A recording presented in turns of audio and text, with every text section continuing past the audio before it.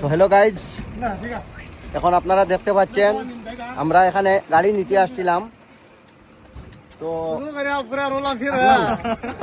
এই যে দেখতে পাচ্ছেন বড় ট্রাক, এই ট্রাকের ভিতরে আমাদের একটা তিনটা গাড়ি আছে। তো একটা গাড়ি স্টার্ট হচ্ছে না।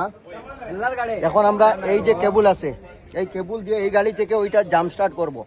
আর এইটা আমরা ঢুকাবো এই বড় গাড়ির, এখানে একটা ছিদ্র আছে, এই ছিদ্রের ভিতরে এই যে দেখেন ভিতরে গাড়ি, এই ছিদ্র দিয়ে আমরা এই জাম স্টার্টের ওয়্যারটা ঢুকাবো।